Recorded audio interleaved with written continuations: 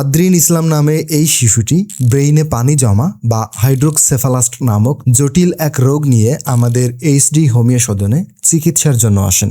এই রোগ যন্ত্রণায় শিশুটি মাথায় থাপড়াত, অর্থাৎ নিজের হাত দিয়ে মাথায় আঘাত করত।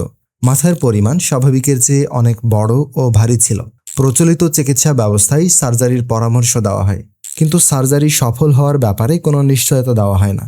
অতঃপর শিশুটি এইচডি হোমিও সদন থেকে চিকিৎসা নিয়ে সম্পূর্ণ সুস্থ হয়েছে। এখন সে মাথায় আঘাত করে না, স্বাভাবিক শিশুদের মতো চঞ্চল। এটা নিঃসন্দেহে হোমিওপ্যাথির অনেক বড় সাফল্য।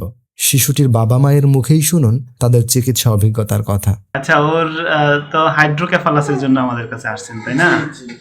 এবং মাথাটা অনেক বড় হয়েছিল, কপালের দিকটা অনেক উঁচা ছিল। এখন তো দেখা যাচ্ছে অনেকটা কমছে কপালের দিক, আগের চাইতে এখন অনেক কম। আচ্ছা, ওর কন্ডিশনটা কেমন ছিল আমার কাছে আসার আগে আর এখন কেমন একটু বলবেন কাইন্ডলি? এখন তো 1 মাস ওষুধ খাওয়ার পর মোটামুটি ওর মাথার যে একটা যন্ত্রণা ছিল, মাথা হাঁপাইতো সারাদিন। আবার সকালবেলা ঘুম থেকে উঠতে পারতো না, অনেক চেষ্টা করে পরে মাথা আলগি দিত।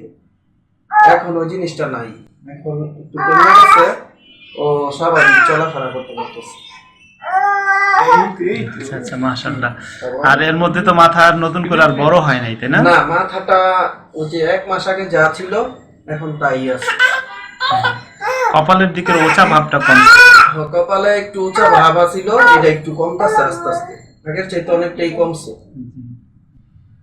যারা হোমিওপ্যাথি চিকিৎসা নিতে চায়, অর্থাৎ আমাদের কাছে যারা চিকিৎসা নিতে চায়, তাদের ব্যাপারে আপনার বক্তব্য কি? আপনি যেমনটা আস্থা করছেন তেমনটা পেয়েছেন কিনা? হ্যাঁ, আমি যেটা ভাবছিলাম যে আসলে এটা অপারেশন ছাড়া মনে হয় এটার কোনো চিকিৎসাই নাই, কারণ এটা আমার সবাই বলছে, যত ডাক্তার দেখাইছে এরা একটাই বলছে যে ব্লক অপারেশন করতে হবে। কিন্তু এই হোমিওপ্যাথির মাধ্যমে যে এটা ভালো হইব বা এতটা সুস্থ হইব আমি বুঝি নাই। আপনাদের এই ওষুধগুলা খাওয়ানোর পরে এখন বুঝতেছি যে আসলে ওষুধ ভালো। আলহামদুলিল্লাহ। মা হিসাবে আপনার বক্তব্য, আপনি কি বলবেন দর্শকদের জন্য, অর্থাৎ যারা এই ধরনের রোগী যাদের ফ্যামিলিতে আছে তাদেরকে আত্মবিশ্বাস দেওয়ার জন্য আপনি কি বলবেন?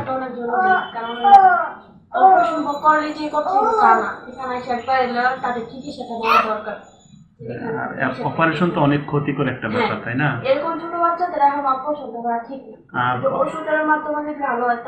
অপারেশনটা সম্পর্কে কিছু জানেন কি, যে এই ধরনের অপারেশন মানে হলো সারা জীবনের জন্য পঙ্গু? না, ওইটা আমাদের এই যে ঢাকা আগারগাঁয়ে গেছিলাম, ওখানে অনেক রোগী বেডে শোয়া রাখছে, অপারেশন আগে হয়েছে, এখন আবার নতুন করে এই সমস্যা দেখা দিছে। পরে চিন্তা করলাম যে এরকম যদি আমার মেয়েটা এরকম হইতে পারে আবার 2-4 বছর পরে, তাইলে আমি অপারেশনে যাবো না। আল্লাহ যদি বাধা করে পরে এইভাবেই করব, কোনো ওষুধের মাধ্যমে, নয়তো আমি অপারেশনে যাবো না। আমি চাই আমার কোনো সমস্যা দেখতেছি না, আগে যে সমস্যাটা আছে দেখেন একেবারে। আলহামদুলিল্লাহ। অপারেশন সম্পর্কে আমি আরেকটু বলি, সেটা হলো অপারেশন, এই ধরনের রোগীদের অপারেশন করানো হয়। অপারেশনের মাধ্যমে মাথার ব্রেন থেকে পাকস্থলী পর্যন্ত একটা পাইপ দিয়ে দেওয়া হয়। তো এই পাইপগুলো যদি অপারেশন সাকসেসও হয়, অনেকের হয় না, বেশিরভাগ পেশেন্টেরই সাকসেস হয় না। হ্যাঁ, যাদেরটা সাকসেস হয় তাদেরটা 1-1.5 বছর পরে আবার অপারেশন করে ওই পাইপটা ফেলে দিয়ে নতুন পাইপ দিতে হয়।